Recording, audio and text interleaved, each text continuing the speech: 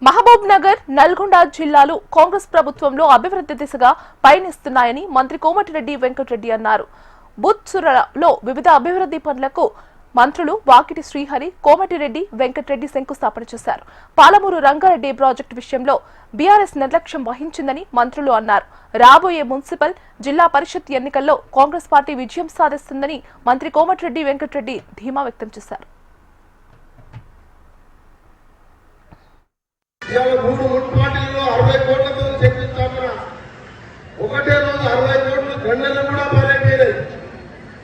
Drainage కాలువలు, underground drainage, CC రోడ్లు 60 కోట్ల శంకుస్థాపన. సంక్రాంతి పండుగ రోజు ఇవాళ శంకుస్థాపన చేసుకుని గతంలో 10 ఏళ్ళ అధికారంలో ఎమ్మెల్యేగా అంతా ఉన్న పార్టీ చేయని పని ఈరోజు మొదటిసారి ఈ విధమైన అభివృద్ధి కార్యక్రమాలతో పాటు మీ అందరికీ కూడా అదృష్టం ఏంటంటే మహబూబ్ నగర్, నల్గొండ అంటే వెనుకబడ్డ జిల్లాలో ఏదైనా అంటే ఫస్ట్ మహబూబ్ నగర్ అంటారు.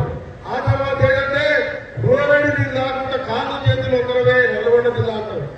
ఈ ప్రాంతంకి వెళ్ళే మన మహబూబ్ నగర్ ముద్దుబిడ్డ మన గౌరవ ముఖ్యమంత్రి రేవంత్ రెడ్డి గారు ముఖ్యమంత్రి కావడం తప్పకుండా మన దక్షిణ తెలంగాణలో ఊరిన జిల్లాగా ఉన్న పాలమూరు జిల్లాని బంగారు జిల్లాగా మారాలంటే మీరందరూ కూడా ఒకటే కోరుతున్న ఎమ్మెల్యేలు కోరుతూనే కాదు, మీ గ్రామాలు, మీ వార్డులు, మీ మున్సిపాలిటీలు అభివృద్ధి కావాలంటే ఎమ్మెల్యేకు అనుకూలంగా ఆ సమస్యలు ఎమ్మెల్యే దృష్టికి తీసుకొస్తే ఆయన మంత్రుల దృష్టికి, ముఖ్యమంత్రి దృష్టికి తీసుకొచ్చి నిధులు తేవాలంటే ఎమ్మెల్యే గారు కౌన్సిలర్ చేయండి ఆయన అనుకూలంగా ఉండాలి.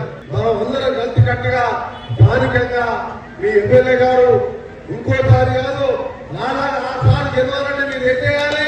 మున్సిపల్ ఎన్నికలు ఎంపీటీసీ ఎంపీ